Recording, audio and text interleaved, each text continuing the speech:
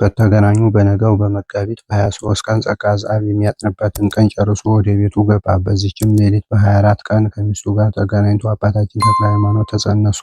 አንድነት ተኝተው ሳሉ ዘያርያ ራእይ አየች። ራእዩም እንዲህ ነበረ። የብርሃን ምሰሶ ከቤቷ ውስጥ ቆሞ የምሰሶው ራስ ከሰማይ ደርሶ በዓለም ሁሉ ሕዝብ ያሉ ነገስታቱም ጳጳሳቱም በዙሪያው ቆመው እኩሌቶቹ ሲሰግዱለት፣ እኩሌቶቹም እሱን ጥግ አድርገው ይቀመጣሉ። በሱም ላይ ብዙ አዕዋፍ ተቀምጠውበታል። እኩሌቶቹ ነጫጮች፣ እኩሌቶቹ ቀዮች፣ እኩሌቶቹ አመድማ ናቸው። ዝንጉርጉርም ይገኝባቸዋል። ይህንን ስታይ ጸጋ ዘአብ በእንቅልፍ ልቡ ስለተናገረ ሕልም ማየቷን አቋረጣትና ነቃች። እሱንም አነቃችውና ለምን ትጮኻለህ አለችው። ድንቅ ሕልም አይቼ ነው ቢላት እንደምንድን ነው አለችው። ከምንተኛበት አጎበር ስር ፀሐይ ሲወጣ ስፍር ቁጥር የሌላቸው ብርሃን ከዋክብት በክንፉ ላይ ተቀምጠው ዓለሙ ሁሉ ሲያበሩ ከብርሃኑም ብዛት የተነሳ ሀገሩ ሁሉ አበራ። ይህንን ራእይ አይቼ ደንግጬ አለቅሳለሁ አላት። እግዚአብሔርም ይህ ነገር እጅግ ድንቅ ነው፣ ማንም ሊሰማው አይቻልም፣ እኔም እንጂ እንዳንተ ድንቅ ሕልም አየሁ አለችው። ያየችውን ራእይ ሁሉ ነገረችው። እሱም ሰምቶ አደነቀ። በዚህ ወራት በእኛ ላይ ምን ይደረግ ይሆን እያሉ እርስ በርሳቸው ተጨዋወቱ። ይህንን ሲነጋገሩ ለየራሳቸው ተኙ። እግዚአብሔርን ተኝታ ሳለች ቅዱስ ሚካኤል ታያትና አነጋገራት። ቀድሞ ወንድ ልጅ ትወልጃለሽ ብዬ የነገርኩሽ የተመረጠ ልጅ ዛሬ በማኅፀንሽ ተጸነሰ። በእግዚአብሔር በእመቤታችንም ዘንድ የተወደደ ነው፣ በመላእክትም ዘንድ እጅግ የከበረ ነው። ከብዙ ስራው ለአንዲቱ ሰማይና ምድር መጠኑ አይሆኑም። ይህንንም ከነገራት በኋላ ተሰወራት። ለጸጋ ዘአብም ለእሷ እንደነገራት ነገረው። ዳግመኛ ጸጋ ዘአብ በተኛሽ ጊዜ ምን አየሽ አላት። ሚካኤል ታየኝና ተነጋገረኝ አለችው። የነገራትንም ሁሉ ነገረችው። እሱም ለእኔም እንጂ እንዳንቺ ነገረኝ አላት። እግዚአብሔር የሰራላቸውን ስራ እያደነቁ ተቀመጡ። ከዳሞት ያመጣችውንም የጌጧን ልብስ ሸጠው ከቤታቸው ምንም ሳያስቀሩ ለድሃ ሰጡት። ቀድሞ ቅዱስ ሚካኤል እግዚአብሔርን ከምርኮ በመለሳት ጊዜ እናንተ እግዚአብሔር ይጠብቃችኋል፣ የሚያሳጣችሁ የለም፣ ይህንን ሁሉ የወርቅ ልብስ ጌጥሽን ለድሃ ስጪው ብሎ ነግሯት ነበርና። እነሱም እንዳዘዛቸው አደረጉ። ካዘዛቸው አንዲትስ እንኳ አላስቀሩም። እነሱም ያሻቸውን ሁሉ አላሳጣቸውምና እግዚአብሔር ወዳጆቹን አያስቸግርምና። የቅዱስ ሚካኤልንም በዓል ከቀድሟቸው ይልቅ እያበዙ ያከብሩ ጀመር። ከዚህ ቀጥሎ ከ9 ወር በኋላ በታኅሳስ 24 ቀን ፍስሐ ጽዮን ተወለደ። በዚችም ቀን በጸጋ ዘአብ ቤት ታላቅ ደስታ ተደረገ። መካን የነበረች ሚስቱ ወንድ ልጅ ወልዳለችና። መልኩም እጅግ ድንቅ ነው። እንደ ብርሌ እንደ መስታወት የሚያንጸባርቅ ነው። ቅላቱም እንደ ጽጌረዳ ነው። ለነዳያን ግምጃ አድርገው ዋሉ። ለሀገራቸውም ሰዎች እንደ ማዕረጋቸው ምሳ አደረጉላቸው። በዓሉን ካከበሩ በኋላ እግዚአብሔርና ጸጋ ዘአብ እግዚአብሔር ያደረገላቸውን በጎ ስራውን ሁሉ እያደነቁ ወደ ቤታቸው ተመልሰው ገቡ። ይህም እግዚአብሔር የመረጠው ልጅ በተወለደ በሦስተኛ ቀን ይህችም የመድኃኒታችን የኢየሱስ ክርስቶስ የትንሣኤው መታሰቢያ በምትሆን በታወቀች በዕለተ ሰንበት ማለት ነው። ከቀኑ በ3 ሰዓት ይህ ብላቴና እጆቹን አንስቶ ወደ ሰማይ ተመልክቶ እግዚአብሔርን በማመስገን እንዲህ ብሎ ጮሆ ተናገረ። ከወልድ ከመንፈስ ቅዱስ ጋር በባህሪ በሕልውና አንድ የሚሆን አብ በአካል በስም ልዩ ነው። ከአብ ከመንፈስ ቅዱስ ጋር በባህሪ በሕልውና አንድ የሚሆን ወልድ በአካል በስም ልዩ ነው። ከአብ ከወልድ ጋር በባህሪ በሕልውና አንድ የሚሆን መንፈስ ቅዱስ በአካል በስም ልዩ ነው ብሎ አመሰገነ። በ3 ሰዓት በቅዳሴ ጊዜ መንፈስ ቅዱስ ወደ ወደደበት ስለሚወርድ ሕፃኑ መንፈስ ቅዱስ ሲወርድ አይቶ እሱ እንዳስተማረው ለፈጣሪው እየተገዛ ይህንን 3 የምስጋና ቃል አቀረበ። እናቱም ከተመረጠ ልጇ ይህንን ልዩ ምስጋና ሰምታ በልቦናዋ እያደነቀች ልጄ ፍስሐ ጽዮን ምን ትላለህ? ይህ ቃል የአባትህ ስራ ነው፣ ላንተ ግን የሚገባህ ጡት መጥባት ነውና። ባሏ ጸጋ ዘአብ ተመልሶ ወደ ቤቱ በገባ ጊዜ ልጁ የተናገረው ነገር ሁሉ ነገረችው። ጸጋ ዘአብም ነገሩን ሰምቶ አደነቀና ልጄ እግዚአብሔር ያሳድግህ፣ ብዙ ዘመን ያኑርህ፣ በቤተ እግዚአብሔርም እንዲህ እያልክ ስትቀድስ አይህ ዘንድ እመኛለሁ አለ። ይህንንም ብላቴና መላእክት ክንፋቸውን እየጋረዱ ዘወትር ይመግቡታል። እሱም ክንፋቸውን ሲጋርዱት ባያቸው ጊዜ ከእነሱ ጋር ይጫወት ነበር። ሁልጊዜ ይስቅ ነበር እንጂ ሕፃናት እንደሚያለቅሱ አያለቅስም ነበር፣ ቅኖች ሰዎች ዘወትር ደስ ይላቸዋልና። ለእርስህ የሚነጹበት ቀን በደረሰ ጊዜ በ40ው ቀን በኦሪት እንደተጻፈው ስም ያወጡለት ዘንድ ሕፃኑን ወደ ቤተ መቅደስ ወሰዱት። ከቤተ መቅደስም በደረሱ ጊዜ አጥምቀው ስሙን ፍስሐ ጽዮን አሉት። ትርጓሜውም የጽዮን ደስታዋ ነው ማለት ነው። በአማረ በተወደደ ትምህርቱ ቤተ ክርስቲያንን ምዕመናንን ደስ ያሰኛት ዘንድ በጽኑ ሃይማኖቱ ስራዋን ያጸና ዘንድ አለውና። ወደ ቤታቸውም ተመልሰው ከገቡ በኋላ ቅዱስ ሚካኤል ጸጋ ዘአብን በሕልሙ ተገልጾ ቀድሞ የተመረጠ ልጅ በአብራክህ አለ ብዬ ነገርኩህ፣ ይህ ነው። ስሙ ፍስሐ ጽዮን አይደለም፣ ስሙ ሌላ ነው። ካንተ የተሰወረ ነው፣ በልበ ሥላሴ ተጽፎ ያለ ነው እንጂ አለው። ጸጋ ዘአብም ጌታዬ ስሙ ማነው ንገረኝ ብሎ ቢጠይቀው ስሙን ልነግርህ አልተላኩም። ነገር ግን ይህ ብላቴና በተጸነሰ ጊዜ አንተም ሚስትህም ያያችሁትን ሕልም ልተረጉምላችሁ ታዝዣለሁ እንጂ። ጸጋ ዘአብ በል ጌታዬ ተርጉምልኝ ቢለው፣ ሚካኤልም ፀሐይ ከቤትህ ሲወጣ ያየኸው ከአብራክህ የተከፈለ ይህ ልጅህ ነው። በብርሃኑ ከምዕመናን ላይ የኃጢአት ጨለማን የሚያስወግድ በክንፉም ላይ ታዝለው ያየሃቸው ከዋክብት በመንፈስ ቅዱስ ይወለዱ ዘንድ ያላቸው ልጆቹ ናቸው። ሚስትህም በቤታችሁ ላይ የብርሃን ምሰሶ ቆሞ ራሱ ከሰማይ ደርሶ ያየችው ይህ ልጅ ነው። ነገስታቱ ጳጳሳቱ ሲገዙለት ያየችው በእውነት ነገስታቱ ይገዙለታል፣ አሕዛብም ይገዙለታል። ለሁሉም መጠጊያ ይሆናል። ከነገስታቱ በላይ ሆኖ ይኖራል። ተአምራቱ ከዛፍ ፍሬ ይበዛል፣ ስፍር ቁጥር የለውም። እንደ ሳር ምድር ጸንቶ ይኖራል። ስሙም ለዘላለም ሲመሰገን ይኖራል። ሰማይ ከምድር በላይ እንደሆነ የእሱም ስም አጠራሩ እንደሱ ካሉ ከቅዱሳን ምዕመናን በላይ ሆኖ ይኖራል። የሕልማችሁ ትርጓሜ ይህ ነው አለው። ይህንን ከነገረው በኋላ መልአኩ ከሱ ተሰወረ።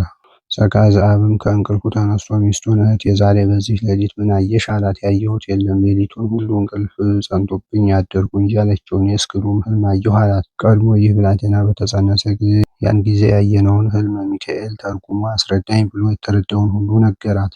ሰምታ አደነቀች። ከዚህ ብላቴና የተነሳ የሚደረገው ምን ይሆን? የእግዚአብሔር ቃል አድሮበታልና ተባባሉ። ፍስሐ ጽዮን 1 ዓመት ከ3 ወር ከሆነው በኋላ በሸዋ ክፍለ ሀገር ረሃብ ሆነ። ይልቁንም በእንዦራር አውራጃ ጸና። እግዚአብሔርም ጸጋ ዘአብን እንዲህ አለችው፣ እነሆ የሚካኤል በዓል ደረሰ። በእጃችን ምንም የሌለን ምን እናደርጋለን? ወይንስ ሳንሞት በዓሉን እናስታጉላለን? አሁንም እግዚአብሔር የምናደርገውን ያመለክተን ዘንድ ወደ ቤተ መቅደስ ሄደህ ወደ እግዚአብሔር አመልክት አለችው። ይህንንም ስትናገረው እንባዋን እያፈሰሰች ነበር። ጸጋ ዘአብም የሚካኤል በዓሉ ታጎለብኝ ብላ ሚስቱ ስታለቅስ ባየ ጊዜ ልቡ ስብርብር ብሎ አዘነ። ወደ ቤተ ክርስቲያንም ሄዶ ከመቅደስ ገብቶ በእጄ ምንም የለኝ፣ የሚካኤል በዓል ሊታጎልብኝ ነው፣ አቤቱ ጌታዬ ምን ላድርግ እያለ ከመንበሩ ላይ ተደፍቶ ያለቅስ ጀመር። አቤቱ ልቦናዬን መርምረው፣ ፈጣሪዬም ንጉሴም አንተ ነህ። ወደ አንተ አንጋጥጣለሁ፣ ልመናዬን ወደ አንተ አቀርባለሁ፣ ችግሬንና ሐሳቤን ለአንተ እነግራለሁ። ከሲና በረሃ ጀምረህ እስከ ቃዴስ በርኔ ድረስ በባለሟልህ በሚካኤል እጅ እስራኤልን መና የመገብህ አንተ ነህ። ዛሬም አንተ ነህና እንደማደርገው ንገረኝ፣ አመልክተኝ። ከቤተ መቅደስ ውስጥ እንዲህ እያለ ሲለምን ሚስቱም ከቤቷ ደጃፍ ተቀምጣ በኃይል ታለቅስ ነበር። የተመረጠ ልጇም ስታለቅስ አይቶ እንባዋን በጣቱ ጠረገላት። እሷም የሚካኤል በዓል እንዲታጎል አያውቅ ይህ ልጅ ምን ይለኛል ብላ ጡቷን አጎረሰችው። ብላቴናውም መጥባቱን ትቶ ወደ ቤት አግቢኝ እንደሚል ወደ ቤት ጠቅሶ ቢያሳያትም አባባሉ አልገባትም። እሱ ግን ወደ ቤት ለመግባት እያመለከተ ጮሆ አለቀሰ። እናቱም ወደ ቤት አግቢኝ ማለቱን ባወቀች ጊዜ ከቤት ምን አለኝ እያለች ልጇ ስላለቀሰ ብቻ ይዛው ገባች። ነገር ግን ጥቂት የስንዴ ዱቄት በእንቅብ ውስጥ አንድ ድርጎ የሚሆን ነበር። ይህንን እንቅቡን ስጭኝ እንደሚል ጠቅሶ አሳያት። አምጥታ ሰጠችው። እጁን በዱቄቱ ላይ ጫነው፣ ወዲያውም መልቶ ፈሰሰ። እሷም ይህንን ድንቅ ሥራ አይታ አደነቀች። ዳግመኛ ልጇ ፍስሐ ጽዮን ሁለተኛውን እንቅብ አምጪ ብሎ ጠቀሳትና አቀረበችለት። እንደ መጫወት ጥቂት ዱቄት ዘግኖ ጨመረበት። ከዚያም መላ። ሶስተኛውንም እንቅብ አመጣችለትና እንደ ቀድሞ መላ። እሷን ሲደክማት ገረዷን እርጅኝ ብላ ጠራቻት። 9 እንቅብ አመጣች። በዚያ ሁሉ መልቶ 12 እንቅብ ሆነ። በዚያች ቀን በጸጋ ዘአብ ቤት የእግዚአብሔር በረከት መላ። ፍስሐ ጽዮንም በረከት ከሰማይ እንደ ዝናብ ሲወርድ ስላየ ደስ ብሎት ልዝለል አለ። እናቱም ይህ ልጅ እንደ ፈጣሪው ሁሉ ነገር የሚቻለው ነው ብላ አሰበች። ጥቂት ቅቤ ያለበት የቅቤ ማሰሮ አመጣችና እጁን እንደ መስቀል አማትባ ከውስጡ በጨመረችው ጊዜ በእሳት እንዳፈሉት ፈላና ፈጥኖ መላ። ገረዷ ታላቅ እንስራ አምጥታ ከቅቤው ጥቂት እየቀዳች ከውስጡ ጨመረችው። ሁሉም መሉ። የጨው ሙዳይም አምጥታ እንደ ቀድሞ አማትባ የሕፃኑን እጅ ከውስጡ ጨመረችው። ፈጥኖ መላ። ከሱም ቀድታ ከታላቅ እንስራ ጨመረች። እንደዚያው መላ። ዳግመኛም ጋን ምንቸት አቀረበች። ከጨው እየዘገነች ከውስጣቸው ጨመረችው። ጋኑም ምንቸቱም መላ። የኑግ ቅባኑግም ለወጥ የሚያስፈልጉ ቅመማ ቅመሞች ሁሉ በየቦታቸው መልተው ተገኙ። በዚችም ቀን ከቤት ዕቃ ባዶውን የተገኘ አልነበረም።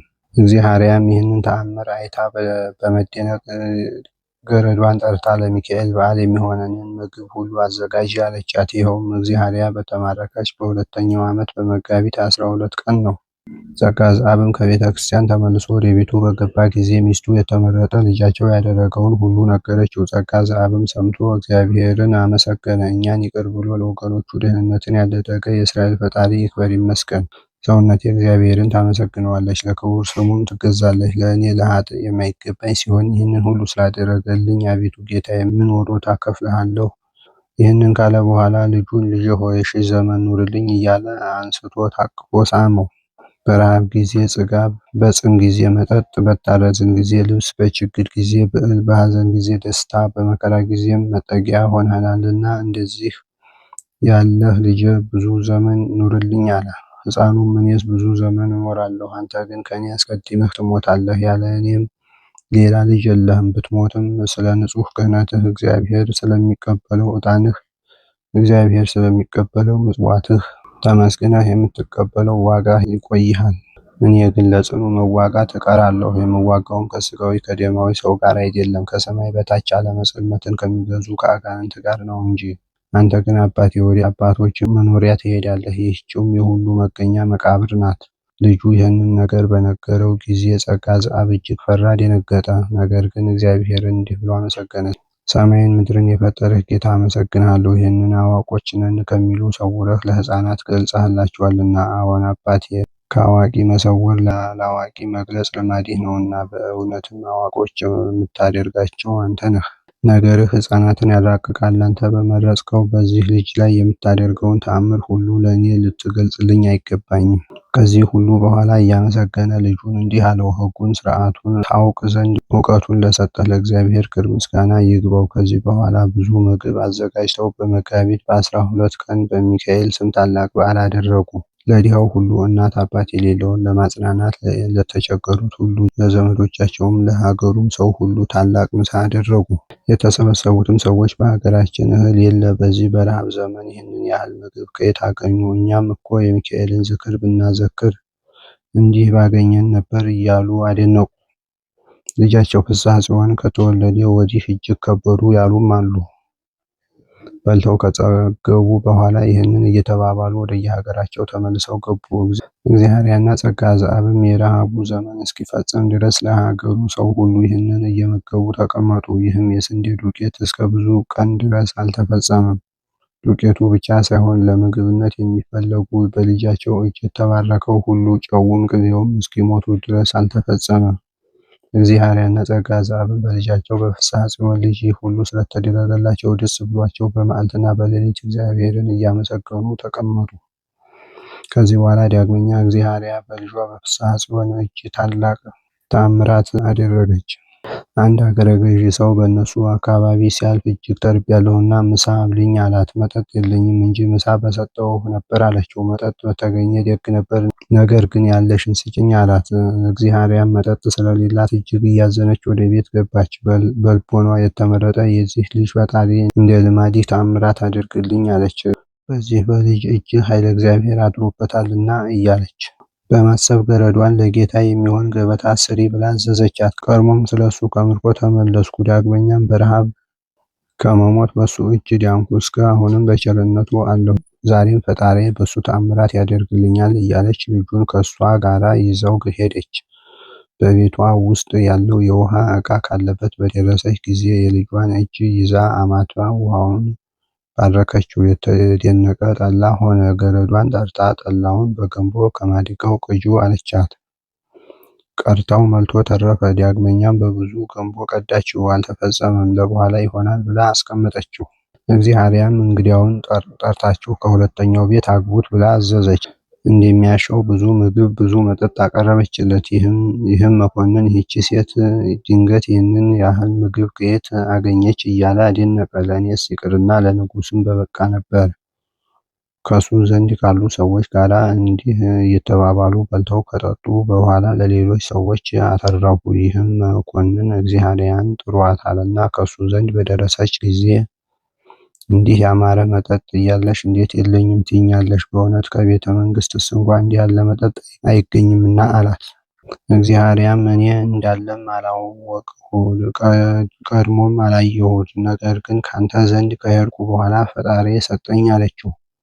ይህም መኮንን አንቺንም ገንዘብሽንም ሁሉ እግዚአብሔር ይባርክሽ ብሎ መርቋት ተነስቶ ሄደ። ይህም ጠላ የሆነው የማዲጋ ውሃ የአገሩ ሰው ሁሉ እየጠጣው ሳይቆመጥጥ እያደረ አፍለኛ ሆኖ በመገኘት እስከ 40 ቀን ተቀመጠ። ፍስሐ ጽዮን ግን እንደ ሕፃናት አፉን ያልፈታ ሆኖ የሚናገርበት ጊዜ አለ። እንደ 20 ዘመን ጎልማሳ ሆኖ በጽኑ ነገር የሚናገርበት ጊዜ አለ። ለእናቱም በሱ እጅ ብዙ ተአምራት ተደረገላት። እሷም የፈለገችውን ሁሉ ታገኝ ነበር። ይህም የተመረጠ ልጅ ብዙ ተአምራት እያደረገ አደገ።